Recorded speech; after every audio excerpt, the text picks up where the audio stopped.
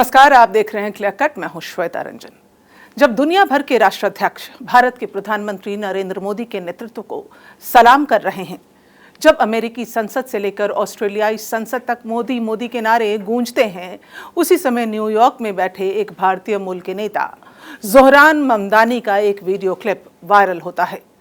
ज़ोहरान प्रधानमंत्री मोदी को war criminal कहकर बुलाते हैं, कहते हैं मैं उनके साथ एक मंच पर नहीं आ सकता, और फिर एक ऐसा बयान देते हैं जिससे भारतीयता, हिंदू आस्था और लोकतंत्र तीनों को जिसने ललकारा है।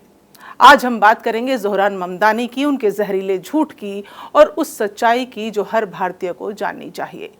ज़ोहरान ममदानी अमेरिका के न्यूयॉर्क शहर के मेयर पद की उम्मीदवारी की रेस में जीतने वाले भारतीय मूल के अमेरिकी नागरिक, भारतीय मूल के लेकिन बयानों में पूरी तरह भारत विरोधी।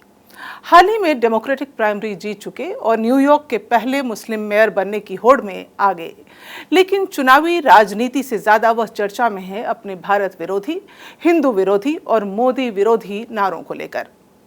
ममदानी ने क्या कहा, आइए आपको सुनाते हैं उन्हीं के शब्दों में। President Narendra Modi, and this will go to you first. Come on. Commander of India.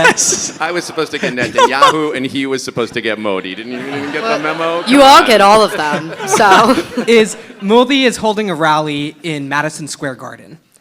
He wants to hold a joint press conference with you afterwards, reaffirming the strong bond between India and New York. Do you agree to the event? No. All right, Mr. Stringer No. and Mr. Mamdani. No, and I just want to say something here, which is that my father, his family comes from Gujarat in India, and his family is Muslim, I'm Muslim. And Narendra Modi helped to orchestrate what was a mass slaughter of Muslims in Gujarat to the extent that we don't even believe there are Gujarati Muslims anymore. And when I tell someone that I am, it's a shock to them that is even the case. And this is someone who we should view in the same manner that we do Benjamin Netanyahu. This is a war criminal. And speaking... सोचिए, कोई America की धरती पर खड़े होकर भारत के प्रधानमंत्री को वॉर क्रिमिनल कहे और फिर यह तक कहे कि मोदी ने इतने मुसलमान मार दिए कि अब लोग यकीन नहीं करते कि हम बचे हैं। ये सिर्फ एक राजनीतिक हमला नहीं है, ये एक सांप्रदायिक जहर है जो न्यूयॉर्क से भारत के लोकतंत्र में घोला जा रहा है। ममदानी साहब, क्या आपने कभी आंकड़े देखे हैं? गुजरात में 2021 की जनगणना के अनुसार 60 लाख से ज्यादा मुस्लिम आबादी है, यानी राज्य की लगभग 10% जनसंख्या। आपने जिस वाइप आउट की बात की वो आंकड़ों में क्यों नहीं दिखता? क्योंकि यह सिर्फ एक झूठ है, छलावा है, यह राजनीतिक प्रपंच है और अफसोस कि इसमें धर्म को भी घसीटा गया है। ममदानी के इस बयान की तीखी आलोचना की जा रही है। बीजेपी लीडर और फिल्म एक्ट्रेस कंगना रनौत ने ज़ोहरान ममदानी पर तीखा प्रहार किया, तंज कसते हुए कहा कि उनकी मां मीरा नायर भारत की प्रसिद्ध फिल्मकार हैं, पद्मश्री से सम्मानित हैं, भारत में जन्मी और पली बढ़ी लेकिन अब न्यूयॉर्क में बस चुकी हैं। उन्होंने गुजराती मूल के लेखक महमूद ममदानी से विवाह किया और उनका बेटा ज़ोहरान अब भारतीय कम और पाकिस्तानी ज़्यादा लगता है।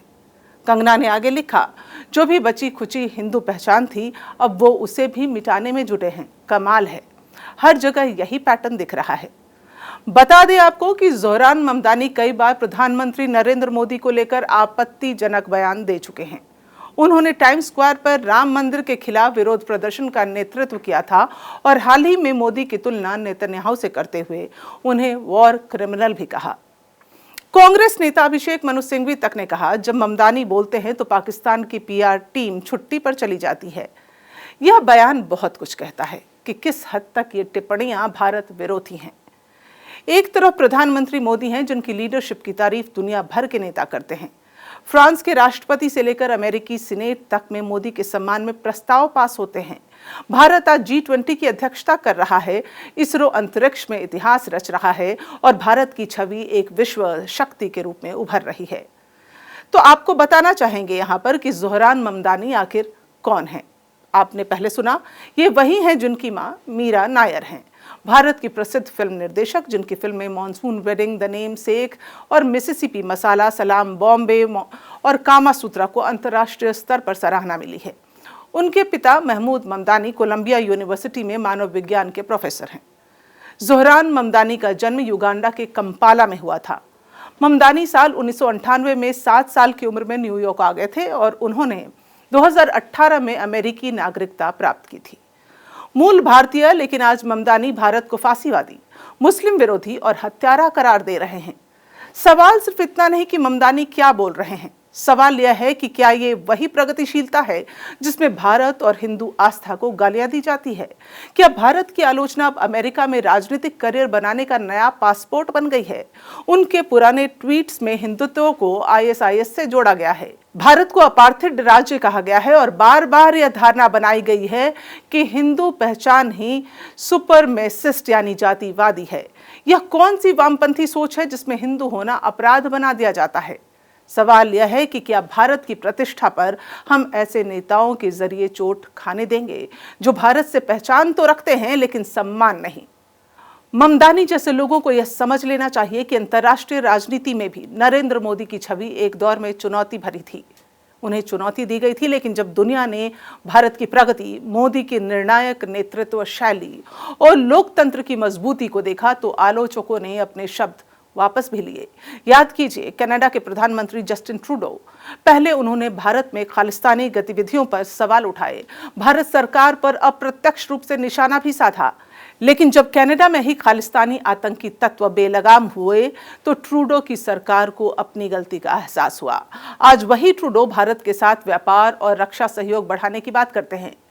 अमेरिका में भी शुरुआत में कुछ समूहों और सांसदों ने मोदी पर सवाल उठाए थे, लेकिन जब राष्ट्रपति जो बाइडेन ने प्रधानमंत्री मोदी को व्हाइट हाउस बुलाया, उनके साथ स्टेट डिनर किया और भारत को विश्व का साझेदार कहा, तब सारा नैरेटिव ही बदल गया।